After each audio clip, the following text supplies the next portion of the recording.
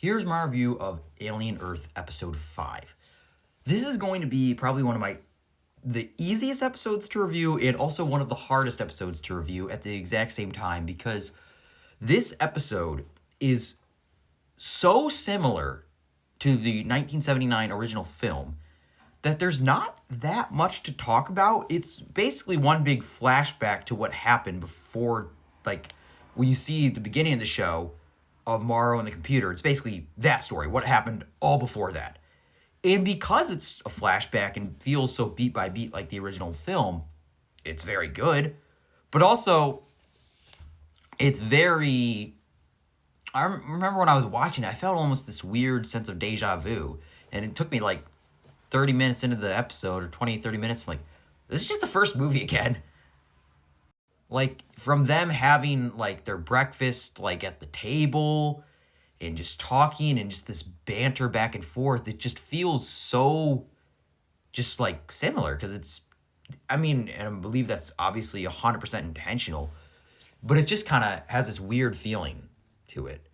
And there's still new stuff here, particularly with the character of Chibuzo, I believe is her name, and her experimenting with all these other alien life forms that, like, a lot of these, like, bug-like creatures, and then we get to see more of the eye. And that was very fascinating. And there are some points in this, I've seen people, like, say, oh, this is an example of terrible writing. Because there's a scene where when an alien escapes from one of these jars, because it's obviously a very smart alien, it's like, yeah, that could have been easily prevented. It's like, why are these super dangerous aliens or aliens that you really don't even know about in these breakable glass jars? That's very stupid. And I remember even thinking that when I watched that. Like, that was dumb. But it was very entertaining. It was very entertaining seeing this character just experiment with these creatures. Just any time we see more of the eye is just a lot of fun because he's clearly such a very intelligent animal, just from, like, the tapping to, like, and tell, like, of how he's communicating with these characters. It's just very fascinating. And you could, like, tell it's, like, it's weird because this whole episode feels in many ways so different from the rest of the show. Because, like, for a show called Alien Earth, this one just takes place completely in space on the spaceship, because, of course, it's one big prequel before they even got there. But it's very weird because it's just, like, its own thing, really. Like, it almost feels like a mini movie because it's just the first movie, but shorter, essentially. And even from, like, another character getting a face hugger on them. And, like, of course, we know, it's like, oh, what's going to happen? Like, we, the audience, already know. Although, to be fair, it at least does something, like, a little different with this face hugger. Like, there are times in this scene where, like, it does, like, the classic strangling of, like, them feeding its oxygen and planting the xenomorph, but it just goes a little bit off. Like, when they actually do a surgery on him to try to save him, and then it just does not work at all. It's classic Alien, but it, like I said, it's something different. It's not the chestburster scene, it's something different, which I appreciate. And I think one of the reasons, like I said, there's going to be some people who complain about this episode maybe because it's so similar to the original film.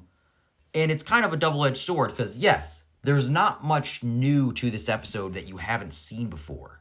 Like, in many ways, it almost feels like filler because it's like, we already knew this whole cruise ship died. It's like, oh, let's just see how it happened. And it's like, well, it just kind of happened pretty similar to the original movie. But like I said, there are some differences because we got more aliens here.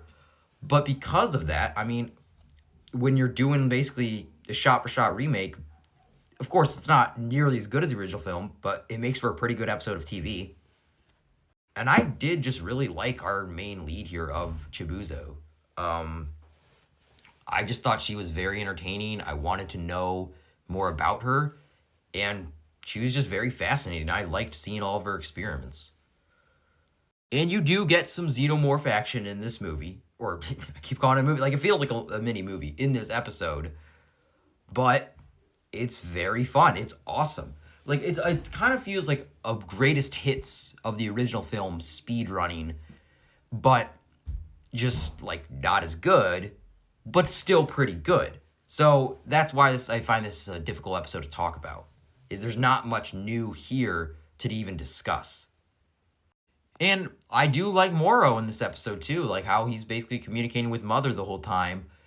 And at certain points, like, yeah, just all the other crew is disposable. It's like, yeah, we just need the aliens. Just bring them back. We don't care about the crew.